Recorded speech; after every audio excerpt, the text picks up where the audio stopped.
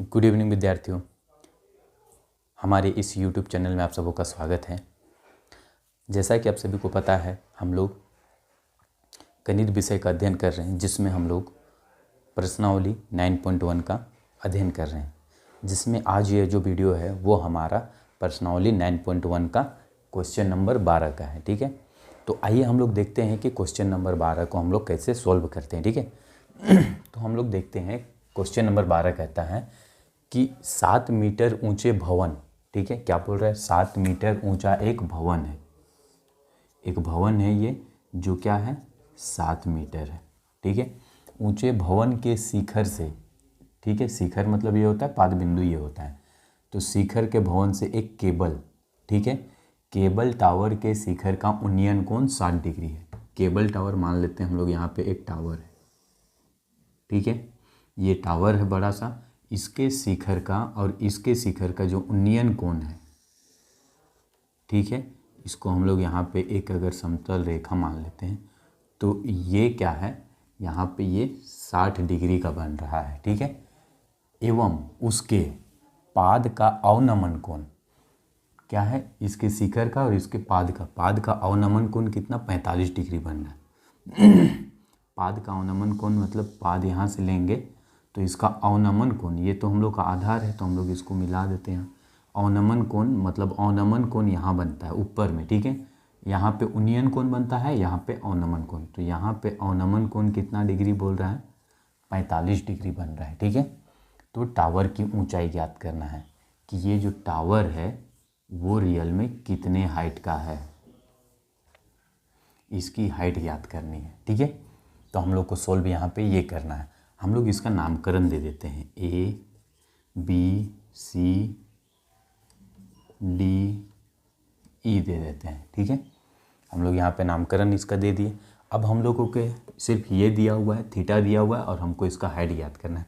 तो हम लोग एक चीज़ जानते हैं कि अगर भवन इतना है तो अगर हम ये रेखा सीधा लिए तो यहाँ से यहाँ तक की हाइट कितना होगा, यहाँ से यहाँ तक की हाइट तो 7 होगा ये भी। तो हम लोग इसका कुछ हाइट तो पता चल गया, इतना दूर तक 60 मीटर है। ऊपर का हाइट निकाल लेंगे तो हम लोग क्या होगा, निकाल करके जोड़ देंगे तो पूरा कुल टोटल आ जाएगा। तो हम लोग इसको कैसे निकालते हैं देखते हैं। तो एक चीज़ याद रखिए कि अवनमन कोण में क्या होता है। ठीक है, अवनमन कोण अगर यहाँ पे बन रहा है तो इसका उन्नयन कोण कहाँ बनेगा, इसका उन्नयन कोण यहाँ बनेगा और ये भी 45 डिग्री का होगा। क्यों बनता है ये, तो रैखिक युग्म कोण आप लोगों ने त्रिभुज पढ़े होंगे तो आप लोगों को पता होता है कि ये कोण इस कोण के क्या होते हैं, बराबर होते हैं। ठीक है, तो यहाँ अगर 45 है तो ये भी 45 डिग्री के होंगे। ठीक है, तो हम लोग इसको अब क्या करते हैं, हल करने का कोशिश करते हैं। तो हल क्या है, तो हल में जो दिया हुआ है पहले हम लोग वो लिख देते हैं। तो ये है हम लोग के लिए भवन और ये है हम लोग के लिए टावर। ठीक है, तो भवन की ऊंचाई, भवन की ऊंचाई कितना दिया हुआ है, 7 मीटर दिया हुआ है, और थीटा कितना दिया हुआ है, 45 डिग्री और 60 डिग्री दिया हुआ है, ये दिया हुआ है। तो हम लोग क्या करते हैं, सबसे पहले देखते हैं 45 डिग्री दिया हुआ है तो ये दिया हुआ है। अगर हम लोग को ये भी पता नहीं है, ठीक है, तो हम लोग आधार लेंगे तो इसके साथ इसको निकाल लेते हैं। ये 7 है तो इस त्रिभुज को लेते हैं। ठीक है, ये त्रिभुज अगर लेते हैं तो ये तो लंब हो गया, ये आधार हो गया, ये कर्ण हो गया। तो इसके साथ अगर हम लेते हैं तो क्या हो जाएगा, ये क्या है आपके लिए आधार और ये क्या है लंब। तो लेंगे हम लोग क्या, 45 डिग्री है तो 10 45 डिग्री बराबर क्या हो जाएगा, तो 10 45 डिग्री के बराबर क्या हो जाएगा हमारा, P बाई बी। 10 45 डिग्री का होता है 1 और P कितना दिया है 7 और B कितना दिया है हम लोग नहीं माने हैं तो अभी BC मान लेते हैं। ठीक, क्रॉस मल्टीप्लिकेशन करेंगे तो BC का BC बराबर 7 मीटर, यानी कि ये भी हम लोगों को क्या प्राप्त हुआ, 7 मीटर। ठीक है, यहाँ पे एक चीज़ और आप लिख सकते हैं कि कुल टोटल AE बराबर कितना है। अगर हम लोगों को ये ही तो निकालना है ना, ये निकल गया तो हम लोग क्या हो जाएगा, 7 से इसको जोड़ देंगे, यानी कि AC CE सी ई बराबर क्या हो जाएगा, ये 7 और x को जोड़ देंगे तो x प्लस 7 हो जाएगा। ठीक है, तो हम लोगों को यहाँ पे 7 लेना। अब एक चीज़ देखिए, ये क्या है, एक आयत बन गया है और आयत का आमने सामने की भुजाएं बराबर होती, तो ये इसके बराबर में गया तो यहाँ तक 7 हुआ, तो ये भी तो यहाँ से बराबर है, तो ये भी तो 7 मीटर हो जाएगा। ये 7 आया तो ये भी 7 हो जाएगा। तो अब हम लोग इस त्रिभुज को सिर्फ लेंगे। ठीक है, इस त्रिभुज को लेंगे तो क्या हो जाएगा, ये 7 मीटर हो गया, तो इसको ज्ञात करना है, तो ये क्या हो जाएगा, ए। ठीक है, तो इस प्रकार हम लोग फिर लेते हैं कि इसको, इस प्रकार tan 60 डिग्री बराबर P बाई बी होता है, और tan 60 डिग्री का वैल्यू क्या होता है, √3 बराबर P क्या हो जाएगा, तो इसके लिए P हो जाएगा x। ठीक है, और B क्या हो जाएगा, तो B हो जाएगा 7। ये इसके साथ मल्टीप्लिकेशन हो जाएगा तो x बराबर क्या हो गया, 7√3 हो गया। ठीक है, अब हम लोगों को क्या ज्ञात करना है, टोटल टावर की ऊंचाई, टावर की ऊंचाई बराबर क्या है, CE, CE ना है, टोटल यहाँ से यहाँ तक, और CE बराबर क्या दिया हुआ है, x प्लस 7, x के जगह हम रख सकते हैं CE बराबर क्या हो जाएगा, 7√3 प्लस 7 रख सकते हैं।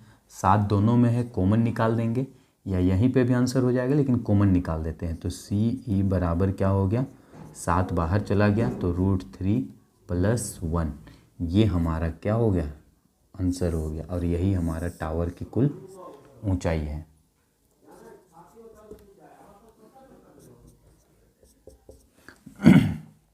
आशा करता हूँ समझ में आ गया होगा, बहुत छोटा है, ऐसा कुछ नहीं है कि इसमें कोई बहुत बड़ी हम लोगों को पहाड़ तोड़ने की आवश्यकता है।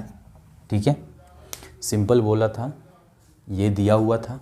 ठीक है, भवन की ऊंचाई दिया हुआ था, टावर की ऊंचाई ज्ञात करना था, जिसमें भवन के शिखर और टावर के शिखर का उन्नयन कोण 60 डिग्री और इसके अवनमन कोण 45 डिग्री। तो यहाँ पे रैखिक युग्म कोण होने के कारण ये और ये दोनों क्या हो जाएंगे, बराबर हो जाएंगे, तो हम लोग tan 45 डिग्री के थ्रू ये निकाल लिए, और फिर ये हम लोगों को पता हो गया तो ये इसके बराबर होगा, क्योंकि यह एक क्या है, आयत है, तो आयत के आमने सामने की भुजाएं बराबर होती, तो ये 7 तो ये भी 7, तो ये 7 और ये tan 60 डिग्री लेकर के P और B के साथ में हम लोग ये प्राप्त हो गया। ठीक है, तो आप लोग इसको क्या कीजिए, उतार लीजिए।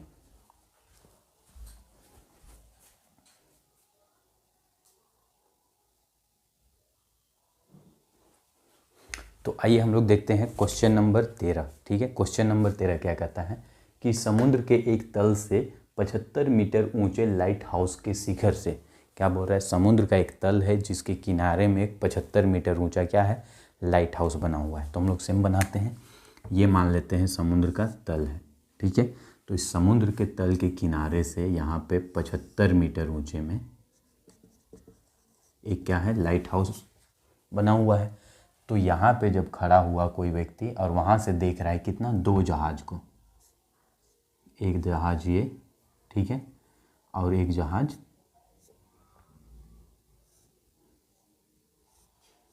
मान के चलिए ये है। ठीक है, 2 जहाज को देख रहा है, तो एक 30 डिग्री बन रहा है, एक 45 डिग्री बन रहा है, परंतु ये जहाज का क्या हो रहा है, अवनमन कोण बन रहा है। मतलब हम लोग यहाँ से इसको लेंगे तो इसका अवनमन कोण एक का बन रहा है क्या, आपका 30 डिग्री, और एक का बन रहा है 45 डिग्री बन रहा है। तो अवनमन कोण इसके लिए 30 बन रहा है, तो मतलब यहाँ पे क्या हो जाएगा, इसका उन्नयन कोण 30 डिग्री हो जाएगा। अवनमन कोण इसके लिए 45 बन रहा है, तो इसके लिए यहाँ पे क्या हो जाएगा, 45 डिग्री हो जाएगा। ठीक है, तो बोल रहा है ये ए हो गया, ये बी बिंदु हो गया, ये सी बिंदु हो गया, ये डी बिंदु हो। तो बोला कि यहाँ से यहाँ तक की कुल दूरी को ज्ञात करना है, 2 जहाज़ों के बीच की दूरी ज्ञात करना है, कि एक जहाज ये एक जहाज ये, इसकी बीच की दूरी ज्ञात करना है। ठीक है, बस हमको इतना ही ज्ञात करना है। तो हम लोग क्या करेंगे, सबसे पहले देखते हैं, इसको निकाल लेते हैं, और 30 डिग्री में क्या हो जाएगा हम लोग हल कहते हैं। तो पहले देखते हैं जो जो दिया हुआ है वो लिख लेते हैं। ठीक है, तो इसका हल में क्या होगा कि टावर की ऊंचाई, लाइट हाउस है, टावर नहीं है यहाँ पे, ठीक है। तो लाइट हाउस की ऊंचाई, लाइट हाउस की ऊंचाई कितना दिया हुआ है, 75 मीटर, ठीक है। लाइट हाउस की ऊंचाई बराबर 75 मीटर। ये आप लोग ये भी लिख सकते हैं, इसकी जगह में थोड़ा अच्छा से देखिए, ये एक्चुअली में लिखने का है, क्या है, डीसी बराबर 75 मीटर। ये आप दर्शा दिए, डीसी है, डीसी बराबर 75 मीटर, ठीक है। और थीटा कितना दिया हुआ है, तो थीटा दिया हुआ है, एक 30 डिग्री दिया हुआ है और एक 45 डिग्री दिया हुआ है, ठीक है। अब क्या है, ज्ञात क्या करना है, ए बी बराबर क्या दिया हुआ है, तो ए बी बराबर क्या है, एक्स, यहाँ पे माना, ठीक है, माना ए बी बराबर क्या है, एक्स है, ठीक है। तो हमें ज्ञात करना है, तो हम लोग पहले लेते हैं tan 45 डिग्री, tan 45 डिग्री बराबर p by b. tan 45 degree का वैल्यू होता है 1, पी कितना दिया हुआ है, तो देखो इसके लिए पी 75 है और बी हम लोगों को नहीं पता, बी सी है, ठीक है। तो ये क्रॉस मल्टीप्लिकेशन हो जाएगा, तो बी सी ए का बी सी बराबर 75 मीटर, यानी कि ये 75 क्या मिला हम लोगों को, ये मिला, ठीक है। अब हमको ये ज्ञात करना है, तो अब हम लोग क्या लेंगे, tan 30 डिग्री बराबर पी बाई बी लेंगे, और tan 30 डिग्री का होता है 1/√3 और p दिया हुआ है हम लोग के लिए 75। देखो इस थीटा के लिए भी हाइट तो यही 75 है, और b कितना होगा, x + 75 हो जाएगा ये, क्योंकि यहाँ से यहाँ तक की कुल दूरी क्या है, 75 और x, 75x हो गया। क्रॉस मल्टीप्लिकेशन करेंगे इसको, तो क्या हो जाएगा यहाँ पे,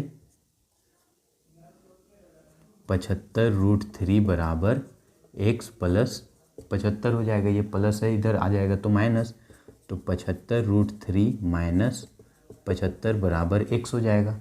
अब देखो यहाँ पे भी 75, यहाँ पे भी 75, 75 बाहर चला जाएगा, तो क्या बचेगा, √3 - 1 = x, और हमें क्या ज्ञात करना था, x ही ज्ञात करना था, ठीक है। तो आप यहाँ लिखिएगा, इस प्रकार दो नाव के मध्य की दूरी बराबर 75√3 - 1 मीटर, ठीक है। समझ में आ गया। देखिए यहाँ पे जो है बहुत सिंपल है, बस क्या है कि थोड़ा सा क्वेश्चन को ही समझना रहता है। क्वेश्चन अगर आप एक बार समझ गए ना, बस ये बनाना कुछ नहीं है, बनाना बहुत सिंपल है, ठीक है, बहुत सिंपल तरीके से बन जाता है, बस अर्थ है क्या है, क्वेश्चन को अगर आप समझ जाते हैं तो, ठीक है। तो आइए हम लोग अब देखते हैं अगला क्वेश्चन, तब तक आप लोग इसको उतार लीजिए।